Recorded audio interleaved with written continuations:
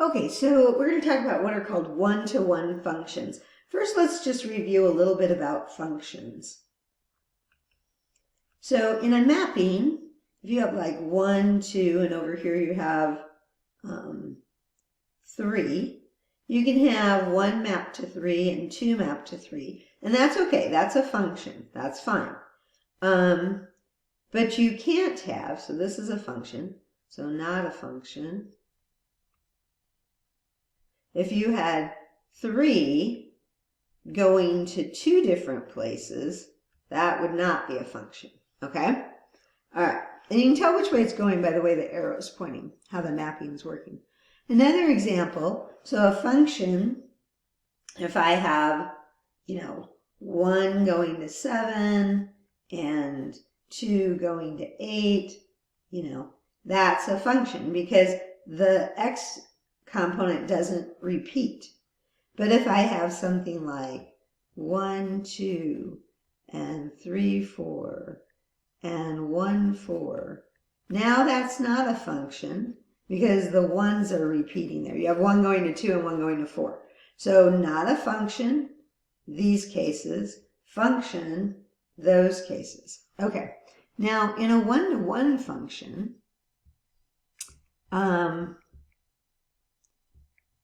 so I'll show you the shortcut to write one-to-one. They just go like that.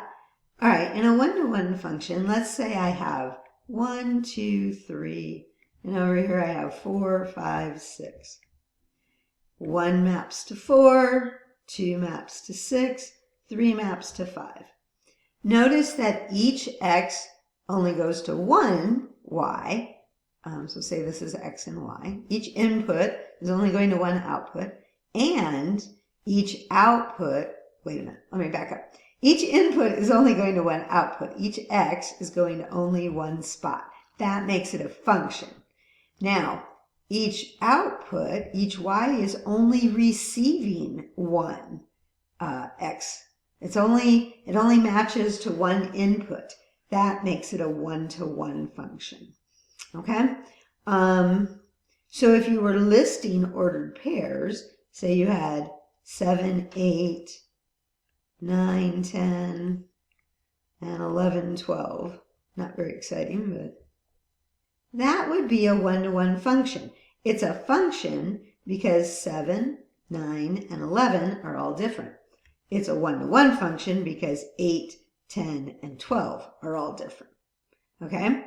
So hopefully you see that. We use one-to-one functions all the time, like when you were little and you watched Sesame Street.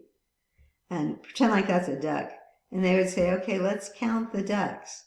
And they'd say 1. And they'd put a 1 on that duck. 2. And they put a 2 on that duck. And then 3. So it's that one-to-one correspondence here. You're saying, oh, the number 1 only goes to one duck. Okay? All right. Anyway, that's my example. It says, in example 3.13, is the area of a circle a function of its radius? Well, you have to know what the area of a circle is. So the area of a circle is pi r squared. You can remember that. I used to have a friend and he would always say, math lies to me. It says pi r squared and I know pi are round. Anyway, he always thought that was funny. For what it's worth. So we want to know, is this a function? Of its radius. Okay, so r is the input and a is the output. So basically we're saying, if you give me a radius, is it only going to have one particular area? Yeah, every circle with a particular radius only has one particular output. You put an r in here, you're only going to get one answer. You square it, you multiply it by pi, you only get one area, okay? If yes, okay, so a yes, it's a function. Yes, it's a function.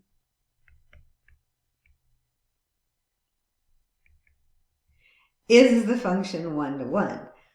This is kind of an interesting question, okay? Because you might be thinking, well, if I put in 3 for the radius and I square it and multiply it by pi, I'm going to get, like 9 pi.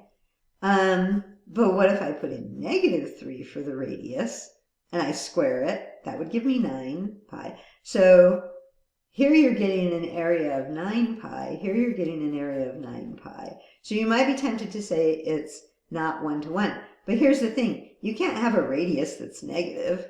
So I would say it is a 1-to-1 function, because it's not defined for a negative value for the radius. You can't have a negative radius. Okay. But I guess you could debate that, but I don't think you're going to have a negative radius. Okay. So yes, it's a 1-to-1 function. Okay. And that graph would actually look, you're not going to have a negative area either. It's going to be something, well, we could do, I'm not going to graph it, but you could, and then you'd see it.